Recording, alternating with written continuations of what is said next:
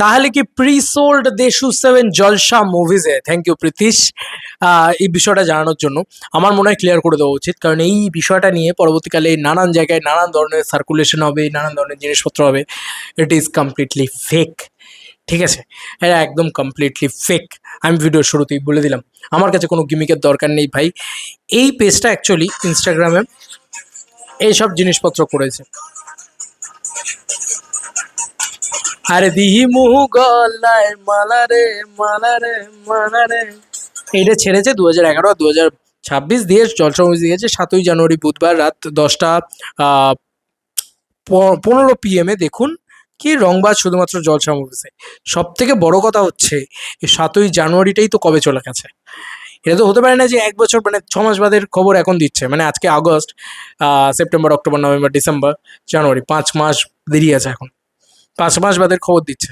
এবার সবাই বলবে আরে ব্লুটিক আছে ভাই, ব্লুটিকওয়ালা জলসা মুভিজের চ্যানেল।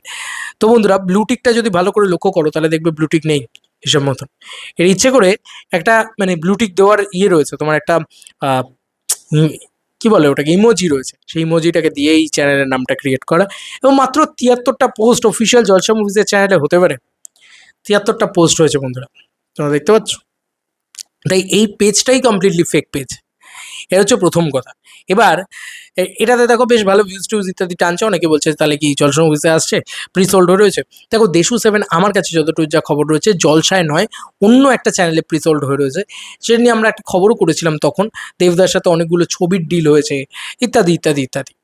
তো সেই চ্যানেলটাতে ব্যক্তিগতভাবে আমার যতদূর যা জানা আছে, আই ডোন্ট নো এখন অবধি, সেই চ্যানেলটাতে কিন্তু দেশু 7 প্রি সোল্ড হয়ে রয়েছে, ঠিক আছে? এবং সেখানে বেশ ভালো দামে বিক্রি হয়েছে। এই ছবিটা মেন স্ট্রিম ছবি, পটবয়লার ছবি, কমার্শিয়াল ছবি। তাই এবং যেহেতু দেব শুভশ্রী তাদের একটা কি বলবো, মানে একটা টিআরপি বেস আছে, যেহেতু ধূমকেতু খুব ভালো চলেওছে। যাই হোক, তো জলসা মুভিজে মেবি নয়। আর যদি দেখেও নাও যে অফিসিয়াল জলসা মুভিজ এটাকে করছে, তাহলে জলসা মুভিজের সাথে এসবিএফ এর কানেকশন রয়েছে, সেটা আমরা সকলে জানি। তাই এসবিএফ এর গান এসবিএফ নানান জায়গায় ব্যবহার করতেও পারে। এইটা হচ্ছে একটা পয়েন্ট অফ ভিউ, এর বাইরে আর কিছু নয়।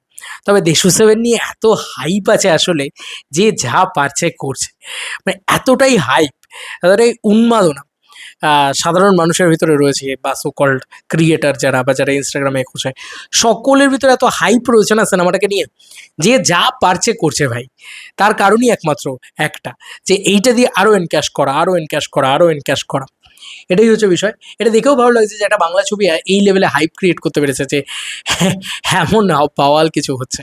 তবে জলসা মুভিসে দেশু 7 কিছু আসবে বলে তো আমার অন্তত ব্যক্তিগত পরিসরে মনে হয় না। এখন আপাতত তো আসবে না, এটা একদম ফর শিওর। এবং প্রিসোল্ডও হয়েছে নাকি এক্স্যাক্টলি দেশু 7 সেটাও বলা মুশকিল। তবে আমার যতদূর যে জানা আছে, দেবদার পরবর্তী ছবিগুলোর ডিল একটা চ্যানেলের সাথে হয়েছে, যে চ্যানেলের সাথে এখন দেবদার রয়েছেন। এর বেশি আর কি বলতে পারি। যেহেতু যে তখন আপডেট পেয়েছিলাম, এখন জানি না কি হয়েছে না হয়েছে, তার পরবর্তীতে কি এগিয়েছে না এগিয়েছে দেখা যাক, সময় বলবে। সিনেমার রিলিজই হলো না, তো এখন থেকেই আমরা কোথায় কোন চ্যানেলে আসবে কি বৃত্তান্ত এগুলো নিয়ে আলোচনা করছি। হ্যাঁ, হাইপ মানে কি বলবো, মানে এরকম হাইপ আমি সত্যিই দেখিনি কোনোদিন। চলো বন্ধুরা, নতুন কোনো ভিডিওতে দেখা হবে, কোথায়।